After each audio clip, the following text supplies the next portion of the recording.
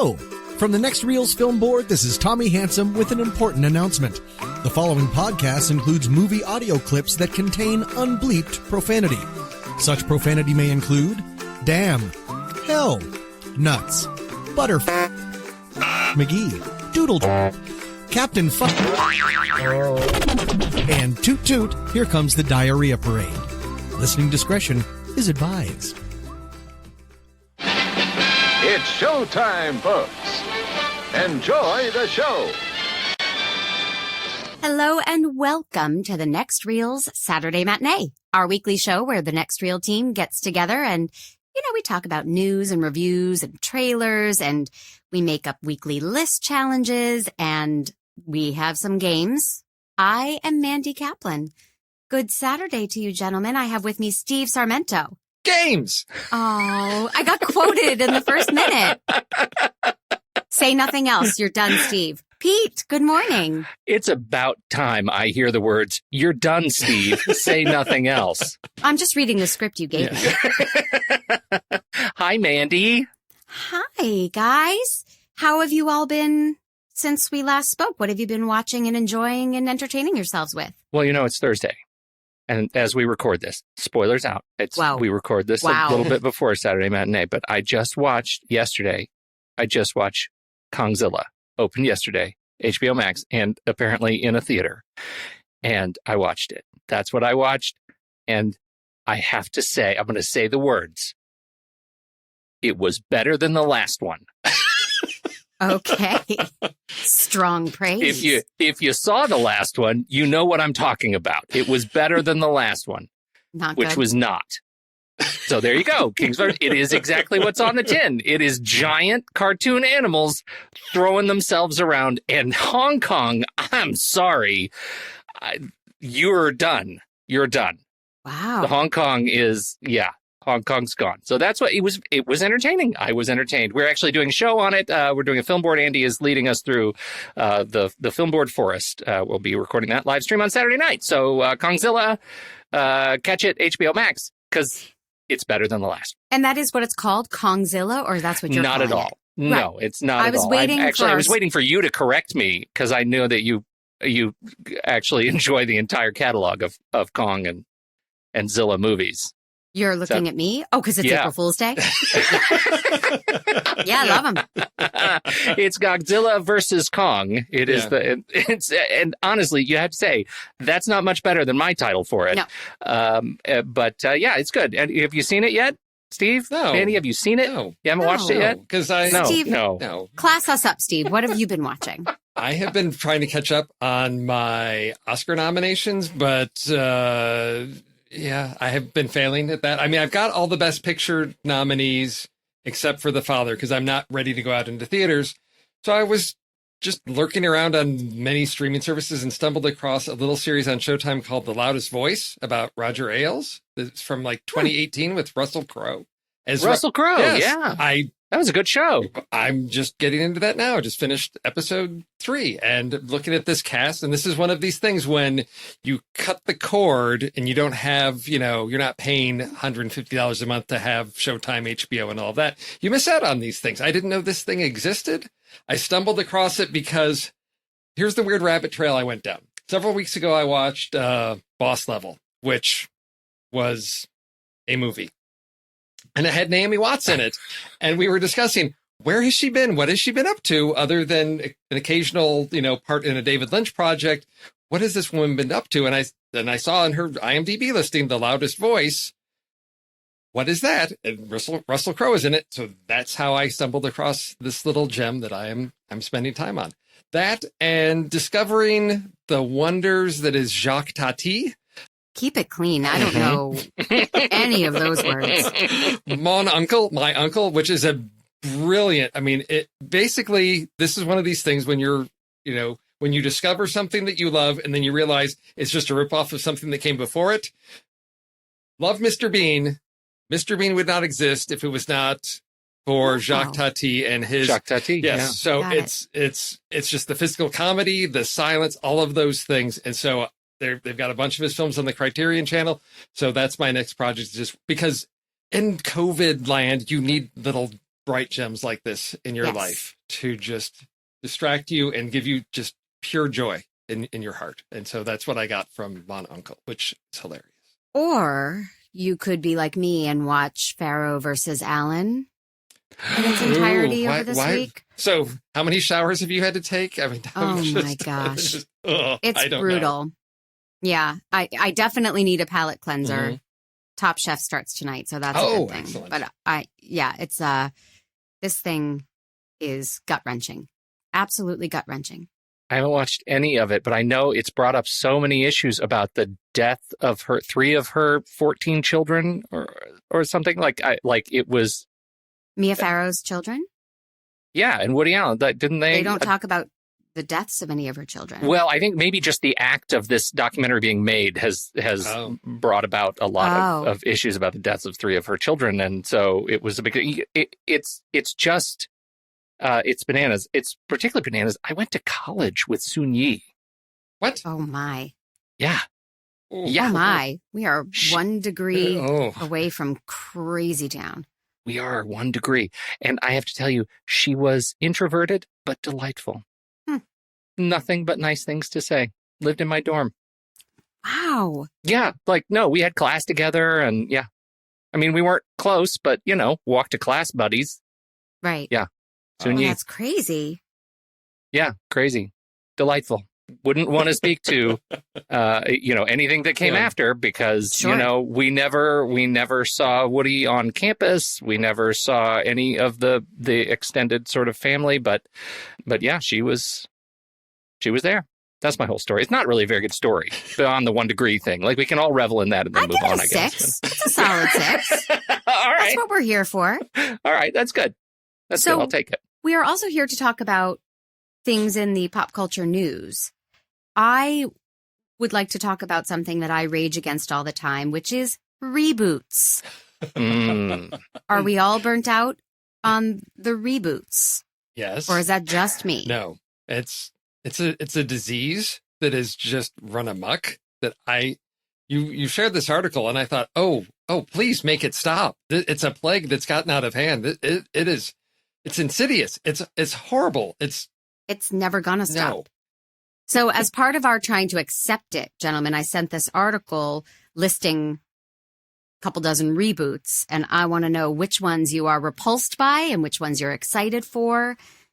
If you had to pick one that you're going to watch, there are so many on here. There's Frasier, which we know I'm excited about, Party Down, The Wonder Years, an all-black version of The Wonder Years, Criminal Minds, American Gigolo, the TV show reboot. What? Oh, no. In Treatment is coming back with Uzo Aduba. I mean, yeah. Gents, talk to me. Which ones do you like? Okay. I don't care about that. I care about the ones you hate. No, I hate all of them. And then CSI Vegas. Yeah. What is that? What? William Peterson, and Georgia Fox are coming back to CSI. CSI, long-running show, ended in 2015, spawned all the other CSI shows, but this is the one true CSI. Any of us who are actually CSI fans know that this is the one true one, and William Peterson was the one true head of the crime lab, and he is back with Georgia Fox. Who knows? But it's back in Vegas. I hate all reboots until this came up, and now I love reboots. I have missed this show. I missed this show. This was my supreme guilty pleasure. I binged 15 seasons of it over the course of 3 months, and I just it was too much. You have the bends and the shakes, and but it was fantastic. I don't know. I can't explain it. I like classy stuff too, but I really love CSI, and so that was great. They're also bringing back Criminal Minds, which wasn't that just ended last year yesterday. Or something, right? Yeah. It just ended it. That's not a reboot. That's we were on a break. Yes. Nice Ross and Rachel reference. Thank you. Ally McBeal. Pretty upset about Ally McBeal. That thing needs to go. And frankly, I went back and watched some early Ally McBeal. It ain't that great. It does not hold up, y'all. It's not great. It was never my thing. No. It's a Wonder Year. Please.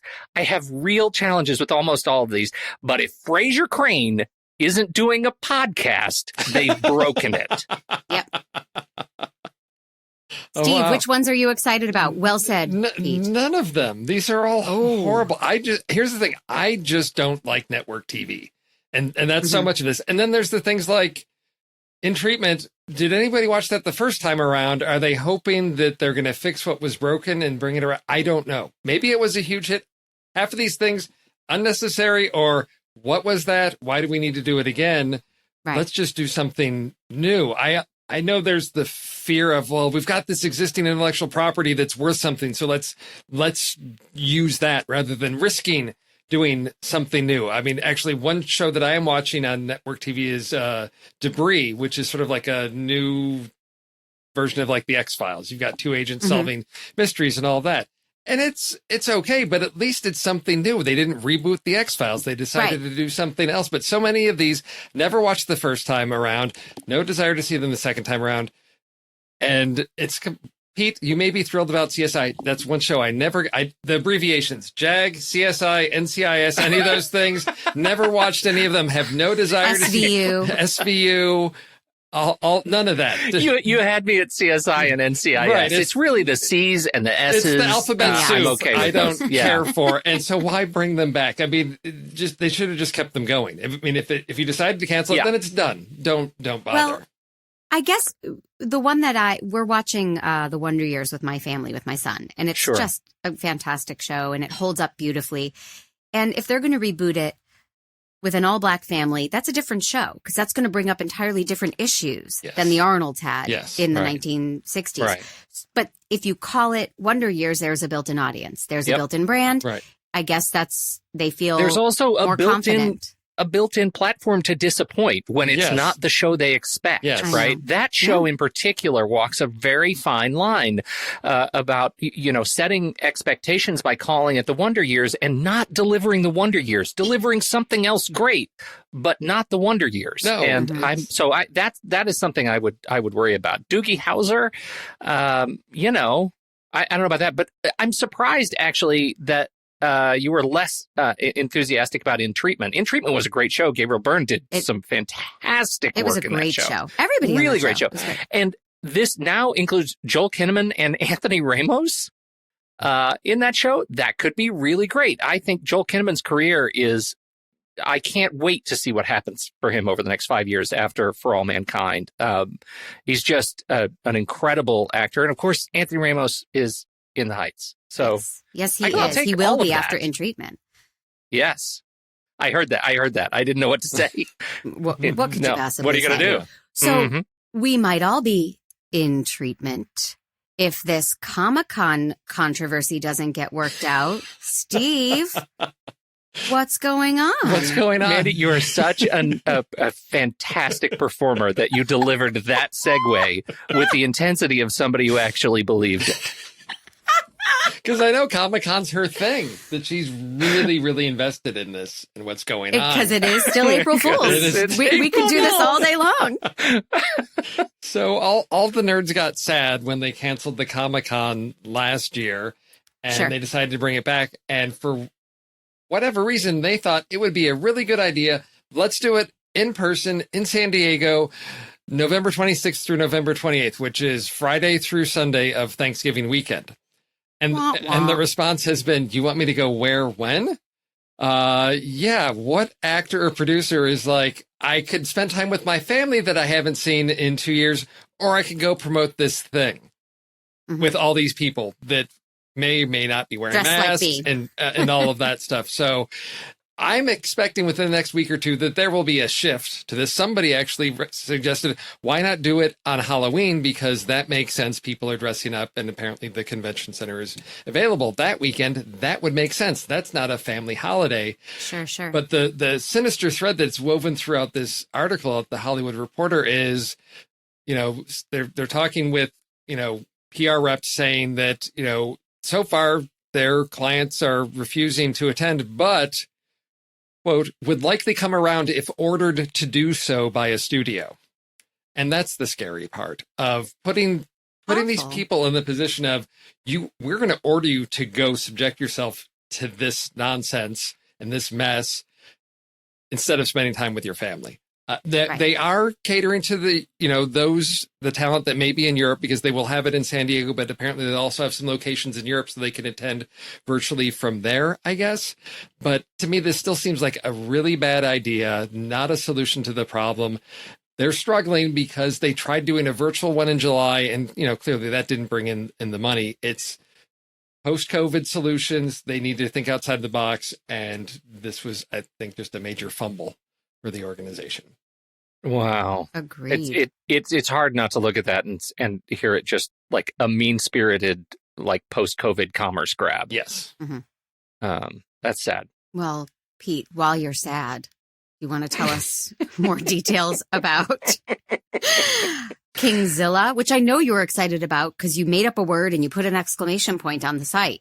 So that means I did. Well, I guess I'm really excited about it then. Kongzilla. I think it's interesting that they're starting to talk about like biggest pandemic openings. They're talking about, there's this whole sort of qualified measure now of performance. And I think it's good to just note and set perspective with what we're working on. This movie, I don't actually know off the top of my head what it cost. I wasn't ready with my tabs, but domestically, its Wednesday open was $9.6 million, domestic box office from 2,409 theaters. That's $3,980 per location domestically. Now, that's not very much money per location. No. That's, at these prices, maybe 15 people saw the movie.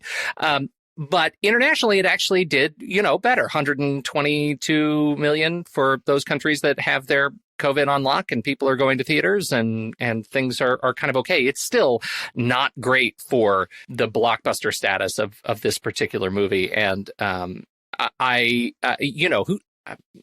don't want to armchair the industry, but I will be curious to see what happens over the next 8 to 10 months. Right. What constitutes a success? And constitutes? How are we going to completely rejigger our expectations around what is a good box office opening? They're expecting this Kong versus Godzilla to make $30 million this weekend domestically. Okay. Thank goodness the rest of the planet is doing very, very well because we're not there yet. Although Regal is opening as of this weekend. That's big news. The select theaters, select markets, you can go back to the theaters again. So hopefully this one they'll stay open. You don't have a desire to see it either, Steve, or you will see it. This is one that would greatly benefit from seeing it in theaters. This is what I'm excited to get back into theaters to see. I'm not ready to put myself in the theaters yet. There's just too many things, and this is one that I'm torn because I don't want to sort of spoil the experience by watching it on TV and then maybe a month from now it's still in theaters and feeling okay. We're in a position here where it would be okay to go see it in the theater and have different expectations for that. So right. I did really enjoy Kong Skull Island. Godzilla King of the Monsters was, I don't know what it is. They can't get the Godzilla parts right. They can get the Kong parts right really well. So you're making all of these names up, right? That's these are all the fake things fighting the fake things. Yes. Yeah. Absolutely. Yeah. That's a really good point, Steve, too. It's the Godzilla stuff where it historically has fallen down. Yeah. But it's the Godzilla stuff without Godzilla on screen. It's the humans in Godzilla movies that are written terribly. Well, they have such a great concept, and then the execution just always falls apart near the end. Because when we did Godzilla, what was that, like 5-6 years ago on the film board? Yeah. There was some great stuff at the beginning, and then it just turned into cliches. And I felt the same thing about King of Monsters. Interesting concept. Maybe you're trying to cram too much story into a 2-hour film, and you're trying to also add character development, or maybe you just don't know how to handle character development. I don't know. But the Kong stuff always seems to be handled well. So I would like to see it, but I want it to be the right environment to see it. Not on my iPad, not on my phone, not on my, my little Zack Snyder 4x3 format or whatever. IMAX. Yes. With the 15,000 movies queued up to hit the theaters over the next 8 months, you're not going to see it because it's too long to stay in a theater for even a single showing. Yeah. You'll get the first hour and then it's going to move on to something else. Good point. There is no segue for this next headline, and I'm just going to read the first line of this article posted by Ray, our dear friend Ray. Star Trek's William Shatner is creating an artificial intelligence-powered version of himself to preserve his memory and legacy for generations to come. I would have put money that you would have skipped that headline altogether. I just wanted to read that out loud. Now, do you know, my dream is fulfilled. First of all, isn't this what you've always wanted? It's just more ways to interact with the construct of William Shatner. Yes. Of course. Did you read up on this at all? Did you guys either of you know what Story File is? It's a conversational interactive AI powered video technology. That's what it says. You just came up with Steve. That. Nice job. I can read the sentence right there. I already closed my window for it. Yeah. Just done. Storyfile is a really interesting thing. It's because they're the company that is endeavoring to do the talking screen technology that you get in movies where you'll see a science fiction movie and a character will walk into a museum and there'll be like a hologram of a person standing there as a guide and you can talk to it and interact with it. And Storyfile is the company that is trying to do that for real. So they take all kinds of footage of you. You sit in this chair, you're in a green screen, and they essentially digitize with many cameras all around you a 3D representation of you so that you can be used in holograms and those kinds of things. It made me think, Steve, of now I can't remember the name of it. There was the movie where you did it on Trailer Rewind, where she was the Congress. With the Congress. With Robin Wright. There's a whole thing where she's in a huge dome and they film all this stuff with the idea that actors can sell basically their rights and then their digital self can then be cast in all these different movies doing things that the actors either aren't willing to do or capable of doing. You guys, I gotta go. Yeah, exactly. This sounds like a moneymaker for me. It is. But I'm available. All in, one-time purchase. But with the deepfake technology and other things, you get enough recording. You can construct William Shatner doing pretty much anything. Yeah. So he can creep us out for eternity. Yes. That's fantastic. He can. Fully interactive. Their technology is called Conversa. That's their AI programming technology. Be on the lookout. I'm sure it will be acquired by Amazon in no time. So, all right, guys. It's time. Dun, dun, dun. For trailers. Trailers. Pete Wright, are you the first one or no? I can't. I need to go. Wait a minute. Now hold on, Sarmento. What? Yeah. What? Look, we had. I know. All right. The pure hatred between you two. A review of Rules. A24. Yeah. Our favorite trailer studio. Right. A24 always had prime position. Right. Didn't the Red Band rule trump A24? Where's Mr. Nelson? Or was it the other way around? Because I know, we did have the rare occasion of Red Band A24, and then we didn't have to worry about it. But I thought it was Red Band rule first. Was the first rule we had was like Red Band trailers go first, and then we had the A24 rule. But I don't remember which one took precedent over that. I don't either. So I'm going to decide. Yes, please, Steve. Do it. All right. But frankly, Steve's trailer should have been a Red Band trailer anyway. It's just bananas. I was wondering about that myself. Well, so this is a trailer that just, showed up very recently. I had not heard about this project. I had not heard about the story behind this project. This is a crazy, crazy film.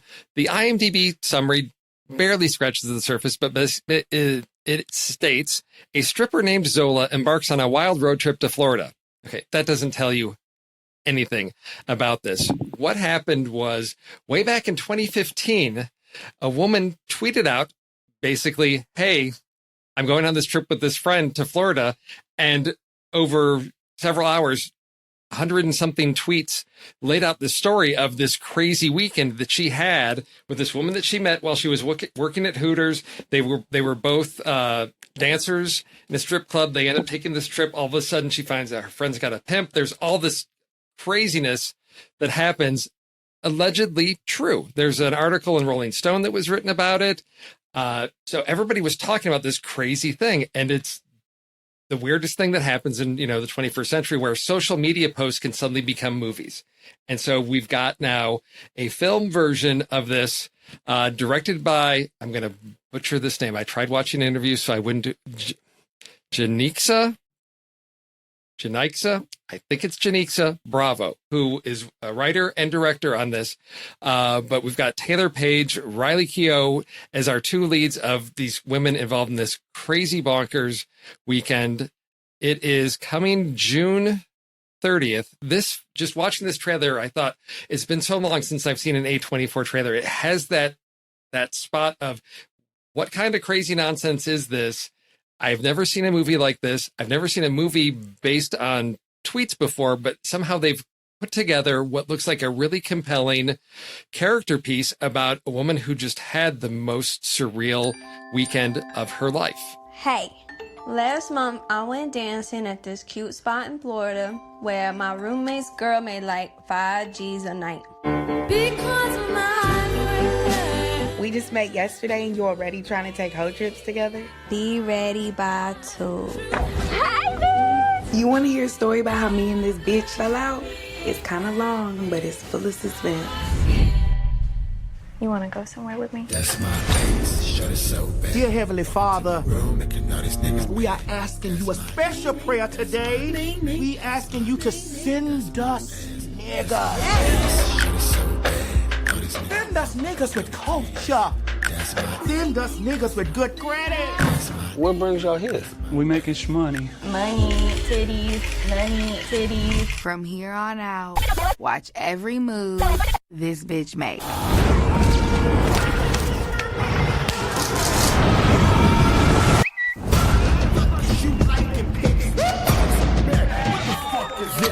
This bitch with a nappy ass hair was up in my face. Word. Y'all want to trap? Okay, wait, hold up. Do not trip. I got you, girl. A real nice spot. This is messy. You are messy. Your brain is broke. Is this what you came here for, Zola? Do it look like I came for this? Look at all this money you made. I'm so proud of you. I don't fuck with you. No more. I didn't do nothing wrong. I came to dance. No. We're done with that.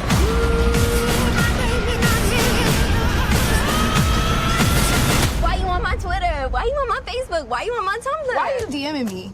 Sis, why are you tagging me in photos? You don't even fuck with me. Sis. Let me know. Sis. Let me know. Yes, sis. That's what I'm The bringing. way you just pitched it Yes. sounds pretty interesting. Another one of those great Twitter adaptations. Right? Hey, the way the trailer tells it, I didn't get any of that. No, there's none of that in there. It was, I am not a Puritan or a Quaker. It was the most foul language crammed into 2 minutes. And I was so turned off. I couldn't look past how vulgar and how much it was trying to be shock and awe. Yeah. Like to the point where you're not going to see the movie?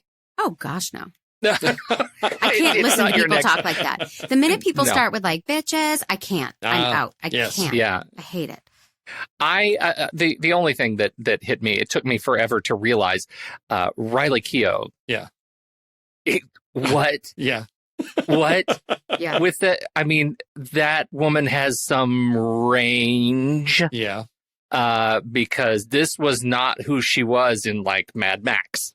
No.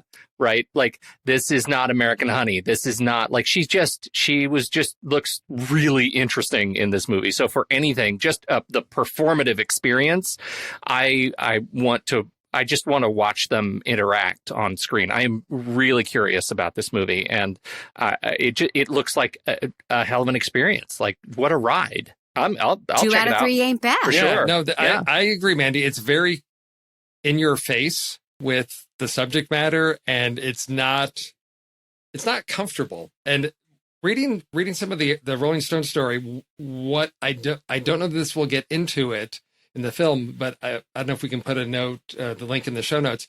But what really happened in at least her version of the story, it gets into the whole sex trafficking industry, because what happens is suddenly there's a pimp involved and there's transactions happening that she had not signed up for on this trip. So I don't know if it's going to delve into that territory, but I think it's an interesting story that presents a side of life that most people don't want to face, because it's ugly and it is, confrontational and uncomfortable to deal with. And I think that's why I appreciate A24 taking on projects like this. Definitely not for family movie night, Pete. Just giving you a heads up on that one. Okay. Have you met my family, Steve? We'll watch anything. Yes. Casey loves pimps. What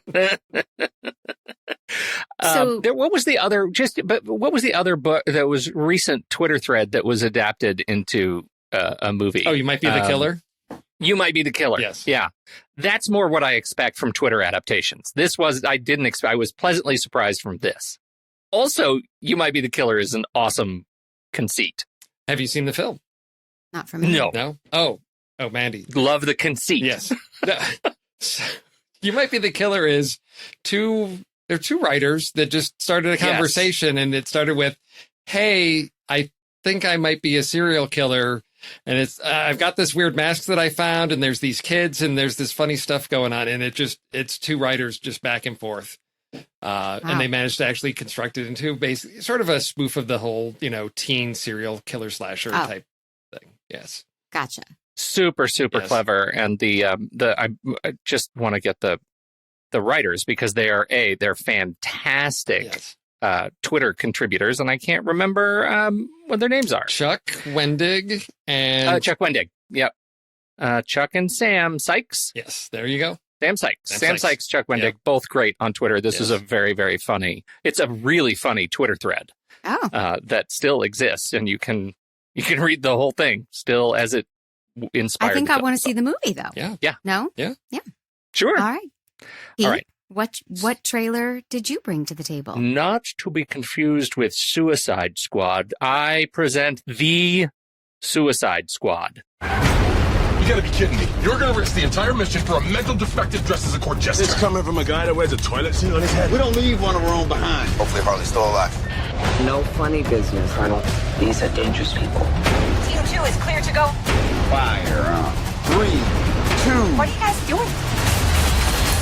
What? We're here to save you. You were gonna save me? It was a really good plan, too. Well, I can go back inside and you can still do it. That's patronizing. I'm so sorry. Harley Quinn. Bloodsport.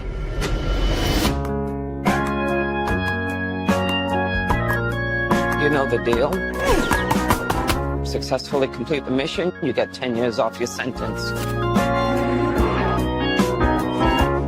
Times are hard. You fail to follow my orders in any way, and I detonate the explosive device in the base of your skull. Can do the job for free. So this is the famous Suicide Squad.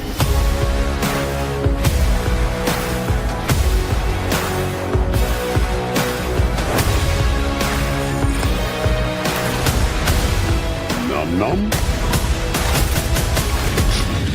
Any questions? And? Yes, that is your hand. Very good. We're all gonna die. I hope so. Oh, for fuck's sake. Here's the deal. We fail the mission, you die. If we find out any information you give us is false, you die. If we find out you have personalized license plates, you die. What? No. If you cough without covering your mouth. Harley, although that isn't an open invitation for you to cough without covering your mouth. What's the plan? How the hell am I supposed to know? You're the leader. You're supposed to be decisive. And I've decided that you should eat a big bag of dicks. If this whole beach was completely covered in dicks, and somebody said I'd eat every dick until the beach was clean for liberty, I would say no problemo. Why would someone put penises all over the beach? Who knows why madmen do what they do?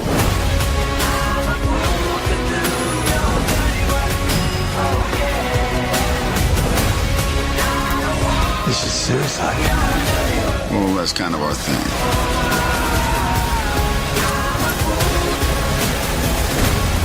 Don't you worry, eh? I'm gonna get you out of here alive. I'm going to get you out of here alive.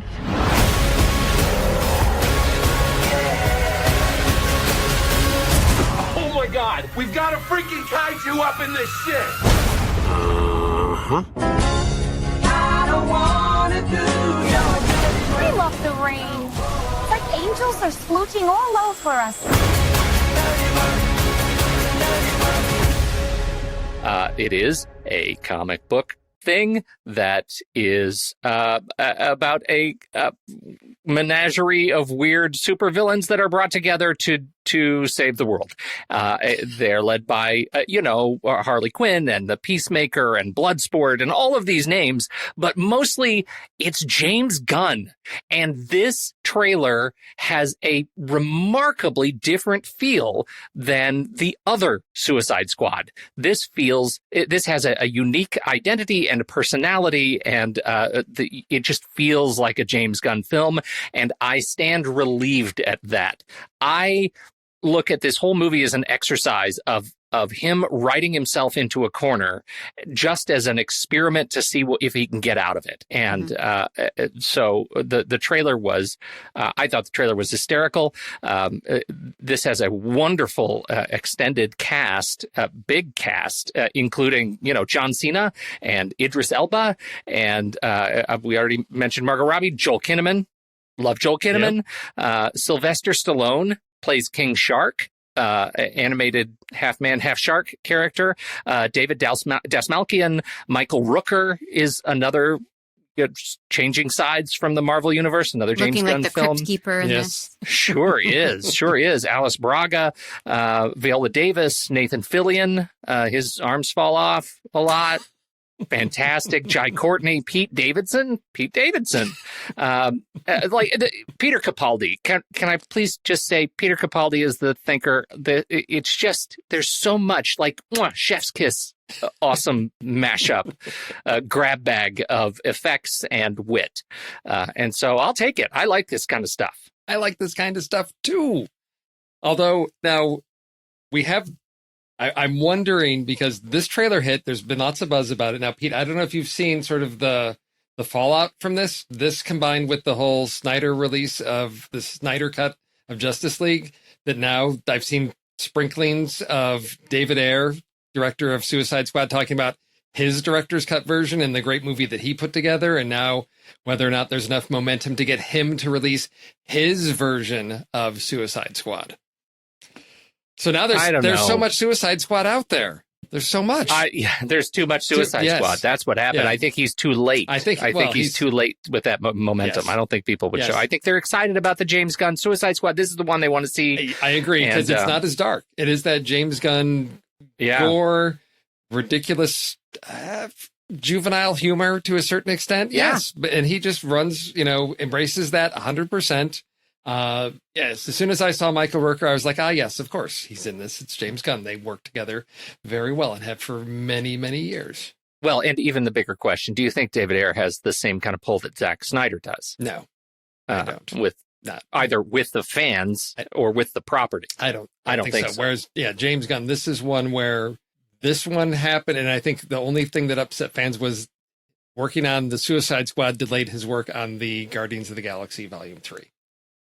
Which is the next thing that he's moving on to. The question is his swan song with Marvel, I have a feeling. So if he needs me to help him with time management, I am available. No delays in my life. No delays. So again, I think the DC universe is their successes are going to be the films that aren't on that dark Snyderverse. I think, when you look at like Shazam being light, family fun, and that doing well, even Wonder Woman not quite as dark. So dark. Shazam? I love that you call it. Yeah, I mean, for me. Oh, very dark. Bullying, all that stuff. I loved it. So this is fun. This is one that I watched it. My wife sat next to me rolling her eyes through the trailer several times because, it's because you're giddy. Because she's watching you be giddy. She's watching me be 13 years stuff. old is what she's watching. Yeah. Yes, exactly. No one's asking, but I watched the trailer and it is the weirdest 2.5 minutes I've ever experienced. I have never seen a James Gunn movie or a Suicide Squad movie or any superhero movies. I guess I saw Shazam. This is not my thing. And I loved this trailer. And I think I want to see this movie. Oh, wow. Because of the dark humor. I love dark humor. And every actor in it was more exciting than the last. Yes. Everybody that appeared on screen made me go, oh. Yeah. So I think I can't do it with my kid. He's too little. But I don't know.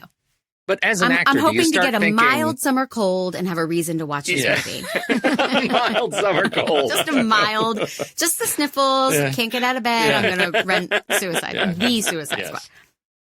Well, I am very excited about it. And I did, this is me not being prepared. It still says 2021, August 6th. August 6th, we get to see it. So it's perfect coming. Mild summer cold season. Yes. Right?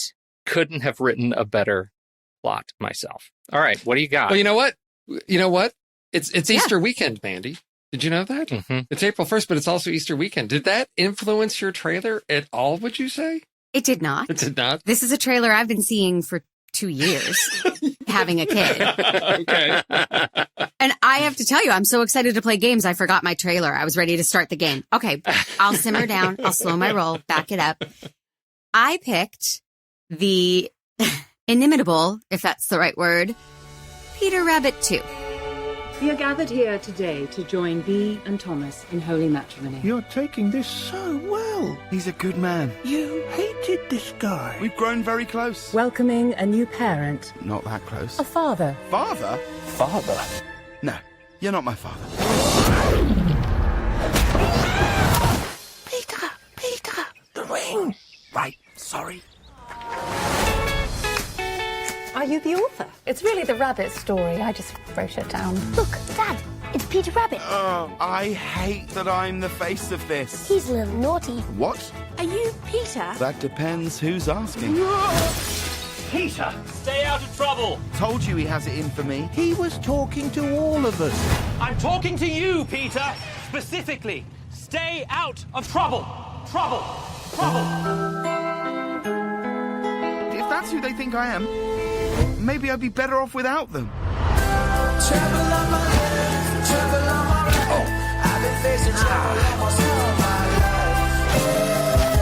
Oh, come on.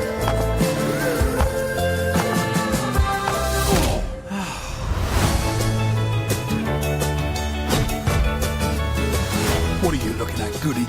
You gonna turn me in? I'm no goody. Apparently, I'm a baddie.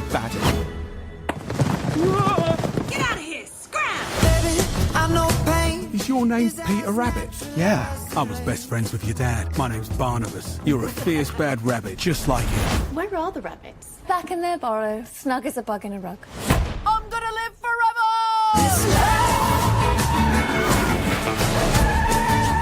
Get back here! Uh-oh. Spread out.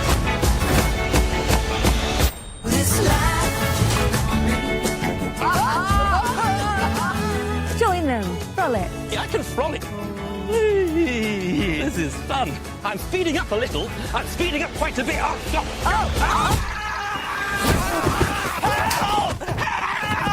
And that's why adults shouldn't do kid stuff. Ooh. Oh, crickets. Yeah. You know why crickets? First of all, I thought you had a monologue planned. But second, I didn't see Peter Rabbit 1. Your life has no meaning. Peter Rabbit is delightful and charming and funny. And I've been waiting for Peter Rabbit 2 for like 2 years. Yes. They've been showing this trailer to us. Anytime I watch a movie with my kid, they're like, don't forget, Peter Rabbit 2's coming. So I couldn't resist. Steve, did you see Peter Rabbit? No, because my kids are older. Old. Yeah, exactly. It's one of these things where I wish a mild summer cold for both of you. And to rent Peter Rabbit. Well, I'm confused that they're releasing this in July. That's the thing that really, because the trailer that you linked to was posted October 2019, which I thought, this came out, right? And then I thought, oh no, because it said coming Easter. And I thought, no, the theaters were shut down. So they're pushing it a year. So then they push it past Easter to July. Why are families going to show up? I don't know. I mean, it's a rabbit. It's not an Easter movie. I agree. They tried to do that the first time. You know, they move it to July. I haven't seen the first one. It's a real bad boy rabbit movie, too. Well, James Corden's quite the bad boy, isn't he? He is a bad boy. So delightful, you guys. He's so funny as Peter Rabbit. Sure. Yeah. I sit through, as I think I lament every time I get to talk about movies, I sit through a lot of crap with my kid. A lot of bad programming. Oh, yeah. So when you watch a fun family movie with lots of laughs, it's like such a relief. Yes. And Peter Rabbit was that.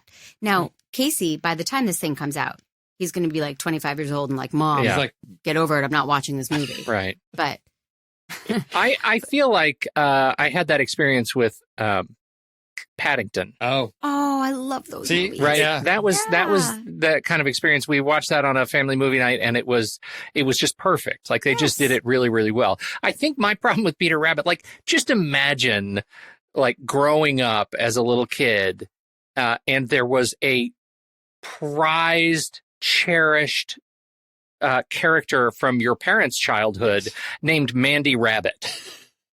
I think about it every day. Stevie Rabbit. Yes. Like, I'm telling you, I grew up as Peter Rabbit. Like, I wager that most Peters skip this movie altogether because they're like, screw it. Been there, done that. Everybody called me, oh, Peter, little Peter Rabbit. Look at his giant ears. Wait, is that just me? Well, I have lived a life with people walking up to me and going, oh, like the song. I remember all my life. So I feel your pain, my friend. There we go. Yes. Okay. Are we ready, gentlemen, for games? Games. Oh, you guys know the theme song. Yes. Okay. So we are going to play. I'm so nervous about this, first of all. You should be. So nervous. You should be wicked nervous. The game we are going to play, I'm calling Name That Movie. I have invented an entirely new concept having nothing to do with Name That Tune, in which I'm going to give you a year to give you a sense of when the film came out. Okay. And I'm going to give you perhaps one clue. And then you are going to say, I can name that movie in 5 more clues. Oh. And then the other one will say, I can name that movie in 4 more clues. Oh. Now, the clues are going to start off more esoteric and then give you more and more info as you go. Okay. And these are all movies you know. Is there a theme to your picks? Is there maybe one actress who dominates? I had a drink, and I was like, what movies can I think of? Pete, if we stick to Sandra Bullock's filmography, I think we're going to be playing it pretty safe. We'll be good. Somewhere. You're going to be just fine. So the first year is 2001, and your first clue to give you a sense of what this might be is Duke. Steve, since you had an A24 trailer, how many more clues? I have 7 more clues. How many do you think you need? They're gonna give you more information as we go. 2001. I probably need. I'm going to say I need 5 more clues. 5 more clues. Yeah, I need a lot of clues on this. Loud. And you just took 5, and it's up to 5.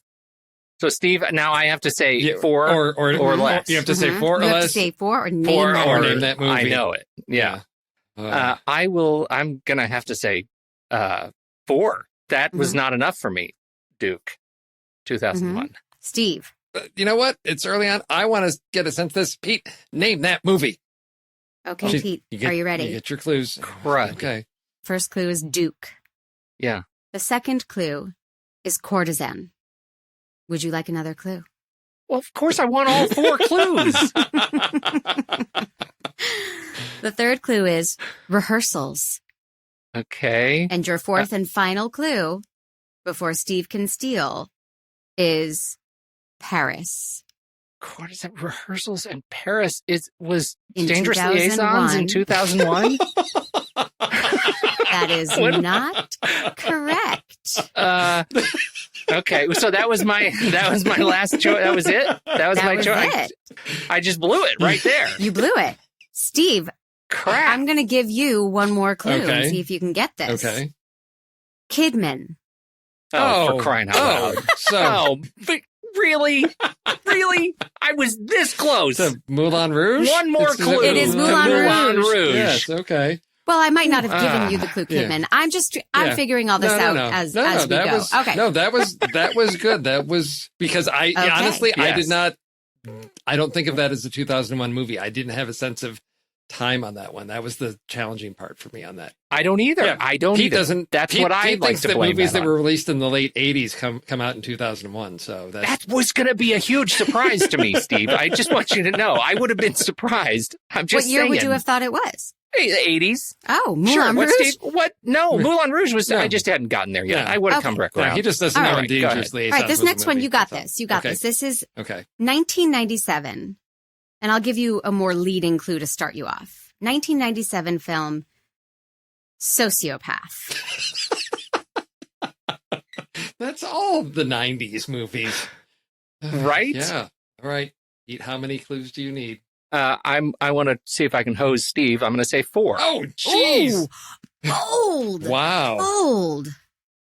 Go ahead. Come on. Okay, I can do it. Come on, No, 97. I think I can do it in 3 clues. Yeah. All right. 3 more clues. Pete? Yeah, definitely name that movie. Oh. Yeah. Okay. All right. I'm going to try and give you more helpful clues. I feel like I was too tough on Pete last time, and I prefer you, Steve. So, we will say Los Angeles. Okay. So now you know Sociopath Los Angeles. Okay. And you get 2 more clues. Slow-mo. Okay. And Plastic Surgeon. Oh, is this Face Off? This is Face Off. It's Face Off. Face Off. Okay. So, Pete, you were like, no, this one I knew, right? Of course. Well, it's easy to say I now. thought it was, you said Los Angeles. I thought it was LA Confidential. Oh. And then you said, what was the second one? Slow-mo. Something. Slow-mo. Yeah. Then it wasn't LA Confidential anymore, but I thought, oh, wait, it's coming into focus. Yes. And then it was Face Off. All right. Okay. So, Steve, 2 points. Yeah. Pete. Pete's got nothing. Goose egg. All right. This next one is 2011. So that's like recent. More recent, right? That's 10 years ago, dude. It's not recent. It's a decade. And I will give the clue Cupcake. That's the first clue. 2011 Cupcake. I have 7 more clues that I can offer you. Cupcake in 2011. That's 5's my lucky number. I'm going to say 5. All right, Pete. All right, 4. No, really? Okay, go ahead, sir. Name it. 2011 Cupcake. Go ahead. Well, I get clues. Yes, I know, but you do get clues. We'll see how you do with your clues. I'm worried about this all of a sudden. Yeah, you should be. I'm going to say yoga.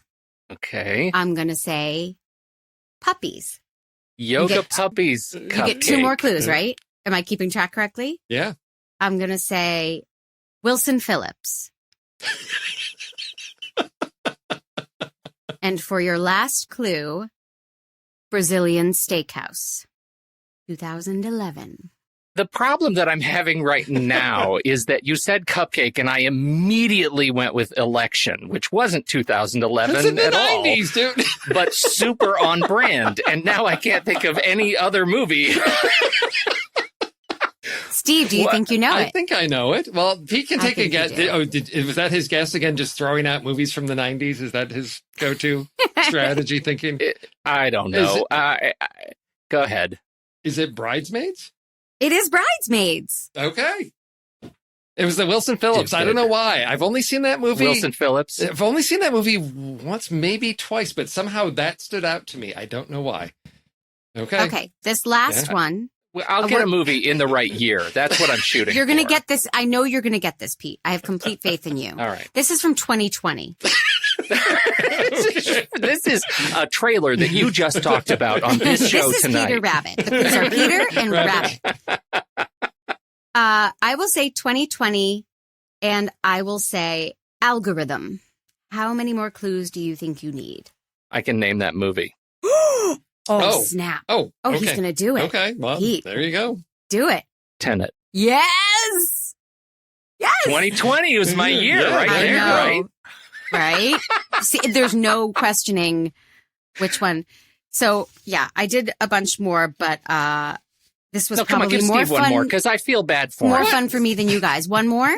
Yeah. I feel bad for him, because he didn't get. He only has like 7 points. Do you want hard, wicked hard, or just impossible? Oh, should we? Impossible for Steve. Yeah, sure. Go ahead. All right. Really? Yeah, go bring it. Yeah. Let's All right, do 1968. 1968. Okay. This is actually right in Steve's wheelhouse because of his advanced age. The first thing I will say is Meddlesome Neighbors. Meddlesome Neighbors. 1968. And you're sure we've seen this movie? I would think so. Okay. I don't know all the movies you've seen. No, you don't. Quite a gamble then. It is. Right. Meddlesome Neighbors. How many clues do you have for this one? 8 more clues, but 2 of them are like gimmies. Yeah. Okay. So I'm going to stick with my 5. All right. 4. Whoa. Yeah, I know. We're really shaking it up. Steve, can you do 3? Let's do 3. Let's see what we can do. What do you say, Pete? Name that movie. Okay. Okay. Meddlesome Neighbors. Okay. Haircut. Oh. Okay. Controversy. Pregnancy. These are clues that relate to the movie itself, right? Not people associated. Meddlesome Neighbors. Are there extra points for this one if you get it just because it's 1968 and super hard? It is. This is the impossible one. Pete, do you know it? Only if Steve doesn't. I'm drawing a blank on this one. Is it Rosemary's Baby? It's Rosemary's Baby. What? I haven't seen Rosemary's Baby. Yeah, but delightful. It makes sense. It makes sense now. It makes it less sweet for me, but I'll still take it. No. And I knowing that I should have, because those are things I know enough about the story and all of that. So I was going to say 2001, Steve. Yeah. So I was like this close. So is getting a haircut a crucial part of the story, or is it just? No, it's that her hair. She cut her hair real short, and it was a huge thing. So fashion thing. Got it. Okay. Yeah, that's a fun game. Yeah. That's a good hey, pick. Thanks. Yeah, I got to get that patented or something. Yeah. No one's come up with that concept before. Yeah, sure. It's brand new for everybody. Yeah. Are you guys ready for our list? No. Yes. No. Yes. I don't know. Wow. Yes. Yes. Wow. Totally, and in every way. I'm going to do a so 180. dejected. So the votes were cast, and we had to come up with movies in which a character this was based on Born on the 4th of July, correct? That's the movie that launched 1,000 choices, and the one that was chosen is characters who make a 180 change in their lives. Is that correct? Did I phrase that right? Yes. Yes. Because, Born on the 4th of July, over the course, no, there's no criticism, of course. No, you're owning it. Over the course, he does, and I want to set this up because I think my choice is like the 180 degrees really only counts when you look at it from the beginning and the end of the movie. Like, there isn't like a deciding point. It's just eventually a lot of rage turns into a change in perspective. Oh, so it's not a choice of like, I'm going to change my ways. Yeah, that's how I interpreted it. I'm going to let you have that, and I'll have my thing. All right. Mandy, you and I are on the same page, because I was like, they've got to be thinking and like make a choice. And it's like, this is wrong. I'm going this way. Yes. Right. So I was All more right, about the Steve. choice. Well, I have a little bit more. Yeah. I have a little bit more gray area. Yeah, that's fine. Steve, kick us I get off. to go. Okay. All right. So You do. I'm going to start Mr. with Zola. I'm going to start with a film that I think a lot of people haven't seen, and I didn't till I was researching this. I probably knew it when I first saw it, but I'd forgotten that this is actually based on a much older film. But I'm going with the most recent version of the film Last Holiday with Queen Latifah, which I don't know if you've seen. Richard LaGrevigne's or something. Is that how you say his name? Is that just making stuff No, up I now. don't know. Yeah. I don't think it is. I make up stuff. You do. That's what podcasts are all about. This is so it's a story of a woman who, due to, gets medical results back that say she's dying. So she decides that, and she's getting laid off from work. Things are horrible in her life. She decides, I'm going to go, because I'm dying, I'm going to go live my life doing all the things I always wanted to do. And so she takes off to this hotel where she's, really expensive hotel out in Europe, and spends all her money doing these life-fulfilling things that she's always wanted to do. She has a book that's like her like a scrapbook of like her book of possibilities. And by the end of the movie, it's become her book of realities because she's learned to live life to the fullest rather than sort of letting life happen to her. So it's a whole 180 life affirming, fulfilling story. It's a lot of fun. Directed by Wayne Wang. Directed by Wayne so Wang. So it's spelled a little differently than Richard LaGravenese. Well, it's spelled that way. Well, most of those letters are silent. No, it's spelled that way. It's spelled Richard, but it's pronounced Wayne. That's... Got it. Yes, Thank you for the clarity. All right. Last holiday. Okay. Pete. So I'll start with one that fits more what your quote definition of this Don't list is. Don't pander to us. You just got pandered. That was a full pander. So here's the thing. You're fishing. You and your buddy, you're fishing, and it's a lovely day. And you have no idea as you're out catching fish for your family that in just scant few moments, your entire life will be changed and devoted to one central cause. Suddenly, the boat shifts. Your friend is dragged into the water. You don't know where your friend is. He comes up. He's on the shore, and he's soaking wet. And what does he have in his hand? He has in his hand the precious.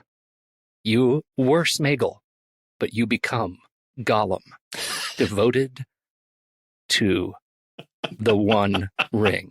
Oh my God! I'm talking, of course, about the movie. Return of the King, Part 3 of the Lord of the Rings trilogy.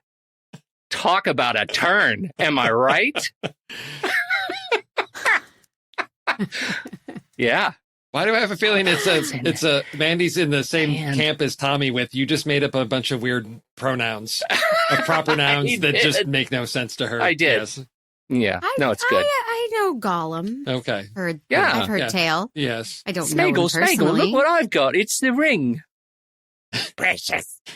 Ooh, Pete's doing theater, radio plays. I got my one-man show, all 6 hours. Yes. Of Peter Jackson's Lord of the Rings. All right. Well, okay. I'm going to take your word for it that that's a 180 switch. It's sort of, sure, I guess. Come on, Steve. It's a 180 switch. Come on. He was a little fishing I'm a little village guy. hobbit, and an evil ring turns me into something else. So I need for you guys to check your rage. He just turns over. Where's the Steve is a trigger. It's the life choice was let me pick up this ring, and that's what turns his life 180. Okay. Yeah, all right. Sure. Yeah. He's evil. All right. Agreed. You know what a life choice is? Go ahead. Gentlemen, you know what a life choice is. It's getting sober. Yes. It's being my favorite actress on the planet, Sandra Bullock, and partying too hard and having your life fall apart and deciding I'm going to go somewhere for 28 days and get sober with Alan Tudyk. That's my choice. I can't believe I got to pick a Sandra Bullock movie and it actually makes sense. Because normally I just shout out Sandra Bullock movies and it doesn't make any sense. Yeah. But that's my first choice. But that you also choice. Managed to actually call out an Alan Tudyk movie, an Alan Tudyk vehicle. Yes. Well, no one better than that's Alan the Tudyk. real high point. Yeah. But that is a movie for me that if it is on cable or if I catch any bit of it, I'm cancel my life. I'm watching it. I love this movie. Just putting it out there. Okay. All right, Steve. Don't look at me like that.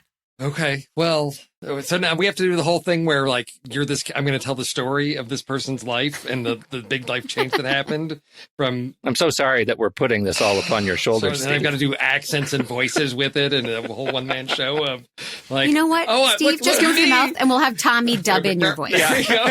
It'll be perfect for this one. Like, oh, look at me. I'm a fancy surgeon and now I'm in a car accident. I can't pick up pencils because of my hands and I'm such a selfish bastard in my life, but I'm going to learn how to be selfless and save the world from the big beam from the sky as Dr. Stephen Strange in Doctor Strange. Excellent pick. I thought you were going regarding Henry.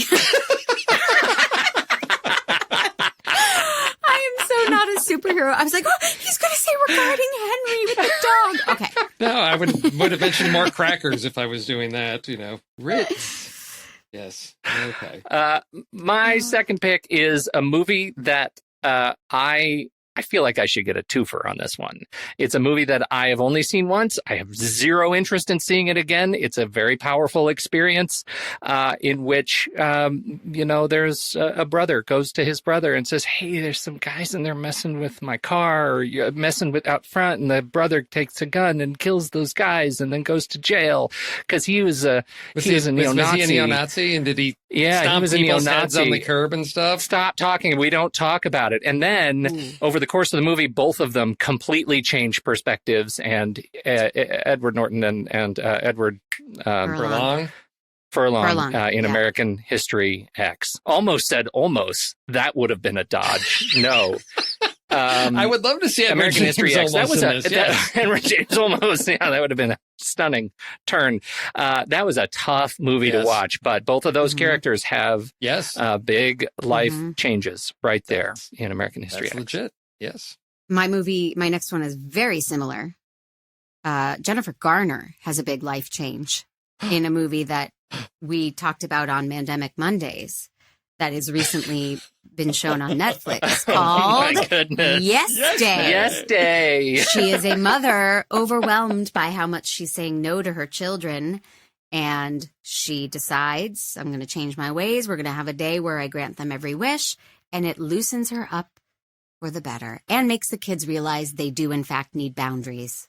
So everybody has a 180 in that movie. Yes. And it's highly enjoyable. Well, let me tell you why I'm not going to watch that movie, Mandy. Ouch. Because I listened to your show about it, and you and other Mandy both said and agreed that watching this movie made you want to divorce your husband. We're not going to watch that movie in our house. You watch it. Just don't let your wife watch it. Just don't let her watch it with me. Got it. Nailed it. Got it. Okay. I watched it with my wife, and we're just fine. Oh, did you like it, Steve? Yes, I did. It's cute, No, it right? was Funny. Yeah. So what happened was I saw the trailer for that, and my brother saw that, and he was like, rolled his eyes, whatever. I was working on something, had a late night working, and he's like looking for stuff. He puts it on, and I'm listening to stuff working, and I hear him laughing, and he's like, this is funnier than I thought it was going to be. So I thought, oh, let me check this out. Because if Mr. sort of sarcastic and bitter about the Yes Day comes around and says, yeah, I would give this 3 stars, I have to give it a shot. And I thoroughly enjoyed it. And it is going back to that, sit down with the family, have fun like you're Paddington and Peter Rabbit. Yes. Mm-hmm. This is, take it. Totally divorced from reality. That's fine, because I'm like, this is the longest day ever with all the things that they do. But a lot of laughs. A lot of laughs. So much fun. Yes. Yay. Okay, I'll take that. And you're still married. It's great. Still you guys married. are great. Yeah, we're all good. Yeah. All right. All right, Steve. Okay. Beat that. I will. I will beat that, because sometimes, do I have... All my things have medical things in them somewhere. Yeah, because last holiday was medical. Yeah, so I guess Doctor Strange, he's got medical issues, and, Do you have another doctor? No, I don't have another doctor. I'm not arguing that with you, Pete. I'm not arguing that with you, okay? I'm not arguing that with you. Because sometimes 100%. You have life that's just, you're downtrodden. Things are horrible. You might be losing your soul. You might have a brain cloud. And then you just may learn to live life out in the Pacific. If you're Tom Hanks in Joe versus the Volcano. I turned on or off the main drain. I didn't see that coming. Huge favorite. Yes. Huge. Have you seen that movie, Mandy? Please say you have and that you love it. No, I haven't. Oh. Okay. Young Tom Hanks and Meg Ryan. I've shamed the podcast. Oh. Tom Hanks, Meg Ryan. Yeah. Please. Yeah. It's part of the great Tom Hanks, Meg Ryan trilogy. And a volleyball named Wilson, right? Am I getting that right? Yeah. No, I got it. You've ruined movies. Sure. Yeah. Okay. So, is it my pick now? Your turn, yes. Pete. Great. Pick up your shattered pieces. Here's another one that I feel like I saw too long ago to make a terribly compelling case for it, because this was like it's just a long time ago. But you mentioned a doctor, and there is a doctor that is a movie about a particular doctor, he says, fully in air quotes. There's a just kind of a whelpy character. He's a protester. He stands on the side of democracy, of the people, and then he just kind of disappears from the movie for like ever, from the story. And when he comes back, do you know what he is? He's an officer of the state and a really bad guy. I'm talking about Pasha Antipov, the scarred soldier who just shoots protesters now because he's been hornswoggled by the state in Dr. Zhivago. The journey you take us on, Pete, I'm captivated. I'll tell you, I learned everything from Ray and Kyle and Rob, who have really, I think, cornered the market on the Saturday matinee style of list prep. So, bow Steve, down to you that. noticed he just named every other host except you and me. Yeah, right? I know. Yeah, no, I learned nothing from you guys. That's fine. That's fine, because clearly I have not seen the Zhivago, so I didn't know where he was going. You haven't seen the Zhivago? Have you read the Zhivago? No, why would I do that? Why would I read the book when there's the movie, Pete? No, it's big. It's a big thing. But he's this character. He's this like little protester, and he comes back and he's got the red star on the hat and leather. He's very serious. He has a giant scar on his face. And when apparently you learn it from the other soldiers, like, oh, you don't want to talk to that guy because he talks to prisoners and then just shoots them. He goes from being one of the protesters to being one of the authoritarian leaders of the state, and it's a big turn. So that's my last one. Okay. Dr. Z. Mine is very similar, and it comes from my mom, who always makes solid picks in this game of the list. It is, I believe, 1986's Overboard, starring Goldie Hawn and Kurt Goldie Russell. Hawn. And Goldie Hawn starts off a real rich you-know-what, and she treats everybody terribly, and by the end of the movie, she chooses love and family, and she wants a simple life with those kids, one of which talks like Pee Wee Herman. And I love this movie. Another movie that if it's on cable, my day is done. I'm watching it. Right?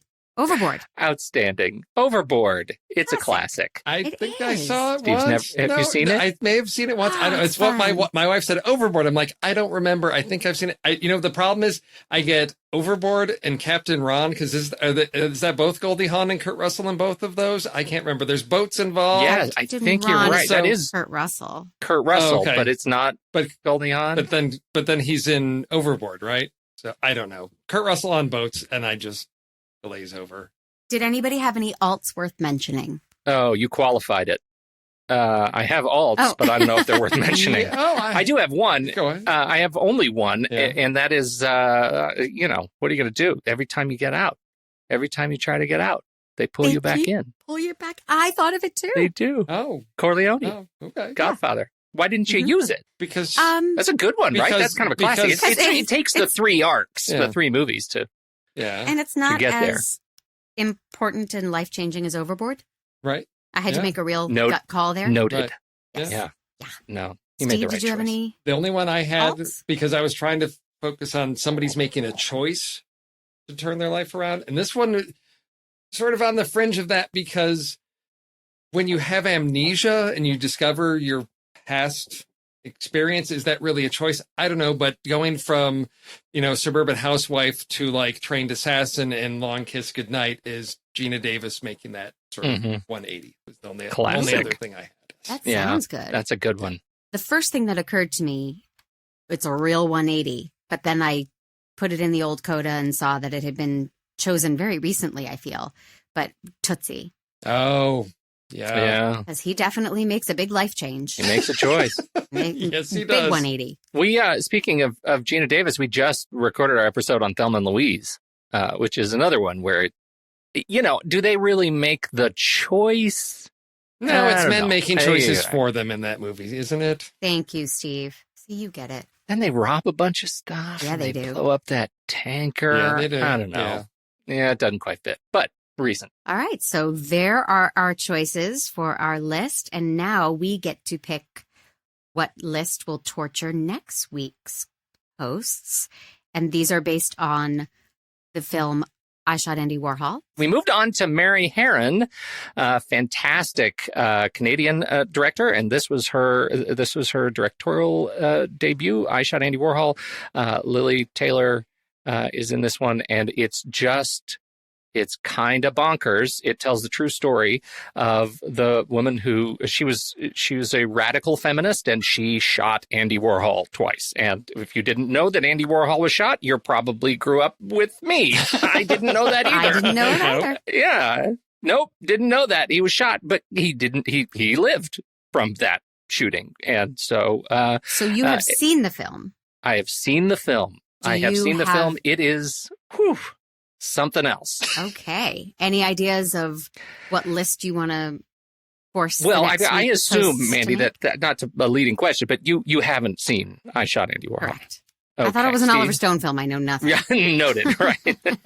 Steve, you have not seen it either. No, I have not. Okay. But I'm intrigued by some of the options that are being offered up here, because I read through some of them are very challenging and really restrictive, and some of them are really super broad. So we could go all kinds of places with this. Yeah. Well, one of the things to note about the protagonist of the film is that she spends much of her life, her adult life, she works as a sex worker. She sleeps on roofs. She's just trying to make way, but she's also writing a manifesto called Scum, the Scum Manifesto, Society for Cutting Up Men. And she believes that the Y chromosome was an accident and all men should be put out to pasture to, quote, breed with the toadies, and that you could. I found it, and I've been reading it, and it's fascinating read. So there is we talked about like films talking about like mental disorders. I don't know if that's necessarily a really good one. Famous shootings. We did have the. Yeah. I don't know that seems like something else. Well, this list is.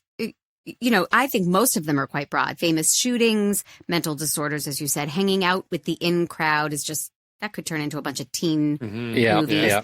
Battles of the sexes, struggling writers, biopics. Mm-hmm. Does it make you uncomfortable to hear the word, Pete? Unlikable protagonists. So broad, unlikable protagonists. Andy Warhol. Yeah. He's been in people have portrayed him in many movies. And he made movies. Yes. And my personal favorite, movie titles that are a complete sentence. Can we please use that one? Yes. I love it so much. Oh, yes. Yes. Okay. Absolutely. That's in fact, I wonder if we should just pick it 3 times, because nobody's going to pick biopics when that is one of the options. I know we're doing this next week. What about movies adapted from a Bildungsroman? Is that what we should do? Really? Yeah. You guys are such trolls, both of you. I know. I don't know. What do you guys think? I got to pick that one. This will be, and just so we know who is going to be talking about this, it's going to be Kyle, Ray, and Tommy. I don't know any of those people. So no, exactly. So you know what kind of thing that they might be dealing with. I feel like we have to pick Battle of the Sexes. All right. That's going to be my pick. And Steve. Famous shootings, I think. Love it. Yeah. Because that gives us some. Do you want to qualify that, like famous shootings that aren't assassinations, or only assassination attempts? Oh, okay. So famous shootings. Oh, so because if we I thought it was fashion shooting. Oh, no? there we go. I thought it was all stars. All stars. Yeah. I mean, if we keep it to consistent with, so I don't know if I want to go with assassination attempts, but shootings where it's got to be a famous shooting where somebody doesn't die, right? I mean, that's yeah. I think that's what the movie is portraying, right? Yeah, but I think there's not enough with that, because famous shootings already limits it enough. So I think if we do famous shootings, that gives enough. Assassination attempts could be a category. I just want to be sure, because none of us sentence titles about battles of the sexes. Yes. Right. Yeah. Because none of us are on the show next week, so we can do whatever we want. But we can also qualify it so that we either give them rules or constraints or focus. But I think with famous shootings, as long as it's got to be famous enough, clearly, that they made a movie about it. How central to it. I think that's the key piece. Is it's got to be somehow integral to the story in some way.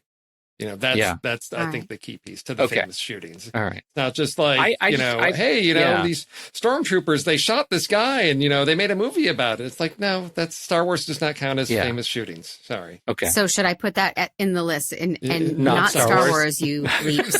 Yeah. No stormtroopers allowed. Well, if you want to vote in next week's list challenge, it's easy. You just head over to the Show Talk channel in the Next Reel Discord community. You can lend your vote to the chaos that is list picking and movie sabotage each week. How do you get access to the Show Talk channel, you ask? I'm glad you did. All you have to do is head over to thenextreel.com/membership and become a supporter of the Next Reel family of podcasts. Just $1 a month gets you a one reeler membership, which is in our online community in our Discord server. And a few dollars more a month, you can become a two-reeler supporter and join us for show live streams as we record. You don't want to miss stuff like this, folks, I'm telling you. Early access to shows in your very own personal podcast feed and access to the super secret member channels in Discord. Plus, you can now support with a single annual donation at either level. If you were watching this live stream, you would see Pete's dog right now. But you're not. I'm assuming that's a dog and not a person crawling around in a white suit. That's one of my children, thanks. And lastly, Letterboxd. If you go to Letterboxd, they're now offering a discount to anyone listening to The Next Reel. Just head to thenextreel.com/letterboxd. And you can upgrade your Letterboxd account to Pro or Patron with a 20% off discount. The discount also works for renewals. Does life get any better? Gentlemen, my first time hosting. You did great, Mandy. What are your favorite 3 things I did? And make them rhyme, please. Oh. I am just kidding. Oh, Pete looks so uncomfortable. Man, we just were both of us. I could tell there's smoke coming out of our ears. I was thinking, yesterday I was like, ooh, can I make it a haiku? Because that would I would love that. But I can't. Mm-hmm. So, no, because my math is bad. Thank you both. Steve Thank Sarmento, you, Mandy. Pete Also, Wright. Make sure you go subscribe to Mandemic Mondays, available wherever podcasts are served. It's very funny. It's Thank you, hilarious. guys. Mandy is also funny. It is. I don't know who you mean. See what I did there? You did. You know what, Pete? It is just woo much fun to listen to Mandemic Mondays. I got to go. Steve, do you have any last words? No, I think if people are watching their feeds, the first episode of Trailer Rewind should be out there. JJ and I talked about a very odd movie with Ethan Hawke as a biopic about Nikolai Tesla that is a very strange experience. And so we've basically launched the next season of Trailer Rewind with that. And so keep an eye on your feeds for more Trailer Rewind episodes as they are released. All right. Until then, stay safe, everyone. Thanks, everybody. Hondo.